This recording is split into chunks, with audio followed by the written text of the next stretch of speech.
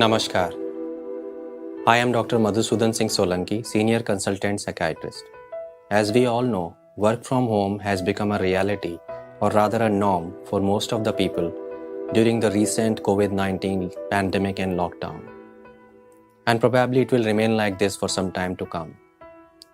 Most people soon realized that work from home is actually more stressful than they thought because it almost became working from home all the time. The idea that once you're out of your office remains in your office and you can detach and you can spend time with your family went out of the window once office became home and home became office. As a result, stress starts building up. Your sleep cycle goes haywire. You start feeling bad as despite being at home, you can't spend time with your family.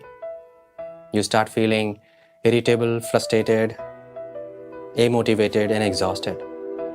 If not checked in time, all this can result in a lot of harmful consequences on your mental health and can even push you into frank depression, anxiety, insomnia with long-term consequences on your physical health, relationships, and productivity. So the question is how to have a stress-free work-from-home life. Today, I'm going to give you some tips to make your work-from-home life easier. Here we go. Learn to prioritize.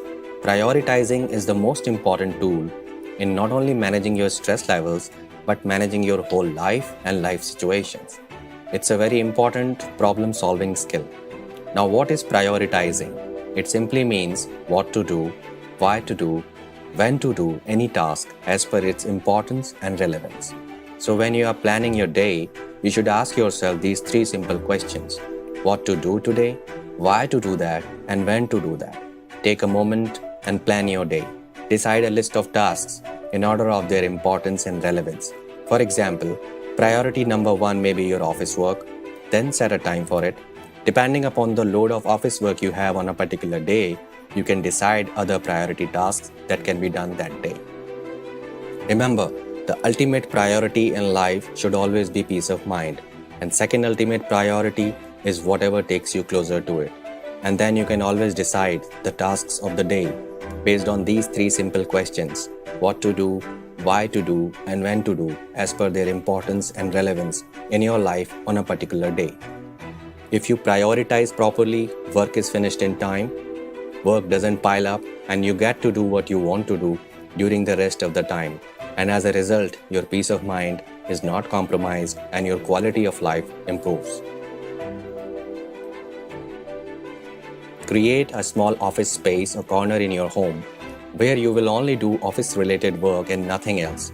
Never develop a habit of doing your office work on your bed or in the kitchen or any other area meant for some other household activity, as it blurs the boundary between home and office work and distracts and can affect your productivity and gives a sense of all-pervasive office work which has consumed your home life. If you have a separate space or corner for office work, it helps in setting the mood for office work the moment you sit there. And it also helps in better organizing and helps in creating an environment for better focus, resulting in better productivity and timely finishing of tasks. In the end, you just have to get up from there and you can easily detach yourself from the office work and enjoy your family life in the rest of the time. Have a schedule. Have regular wake up and sleep time and work and day schedule even when you are working from home. It helps to keep things in order.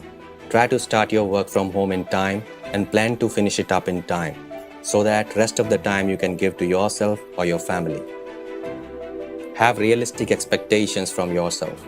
Don't try to be a super mom or super father or superman or woman just because you're working from home, as the only extra time you have probably got is the time you used to spend in commuting to work. Usually we end up planning and doing a lot of things simply because others are doing it.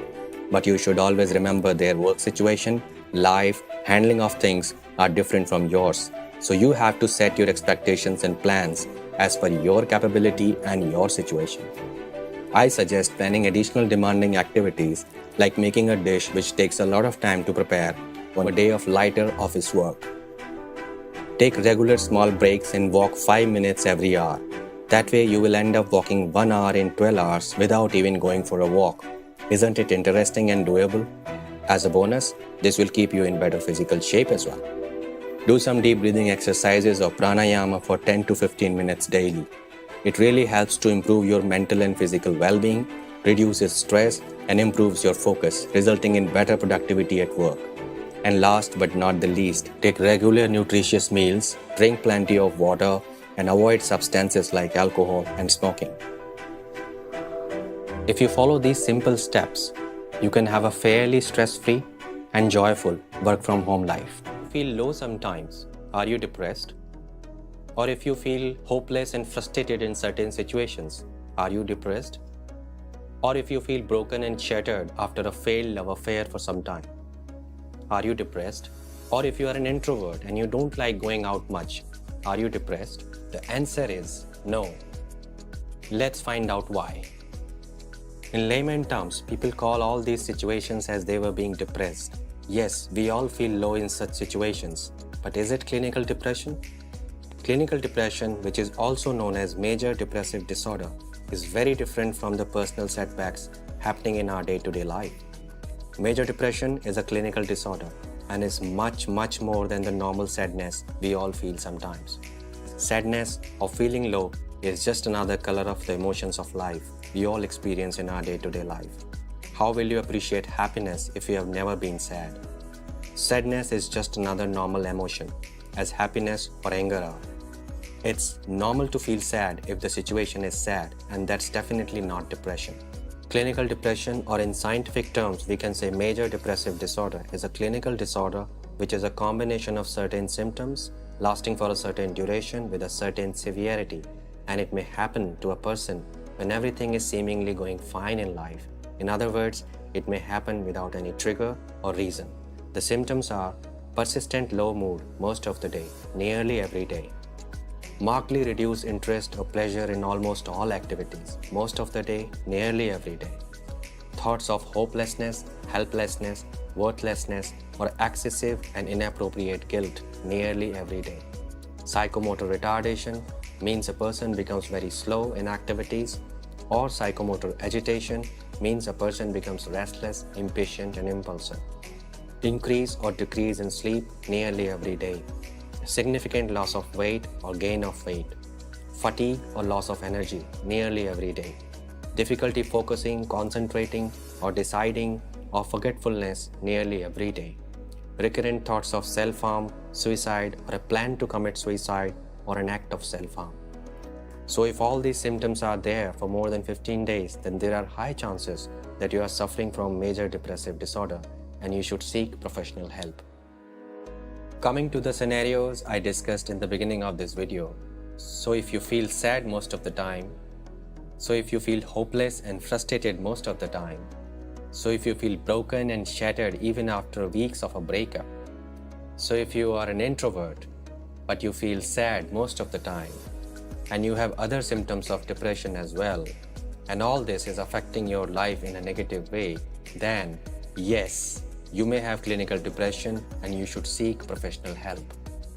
Reason for depression is a combination of genetic predisposition, neurochemical changes in brain, including many neurotransmitters like serotonin, dopamine, hormonal dysregulation, immune system dysregulation, and many other subtle changes in different areas of brain with cognitive and psychological reasons as well.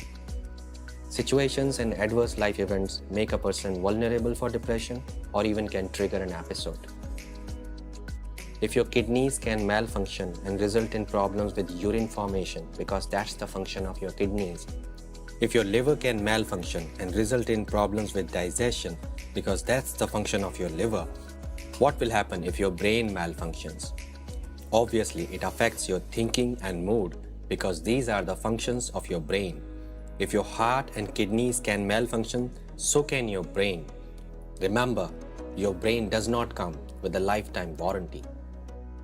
Almost 20% of people suffering from depression end up killing themselves by suicide, and depression plays a role in more than 50% of suicide attempts. We can save a lot of lives if only people consider depression as a disorder and seek help. Depression exists and it's real.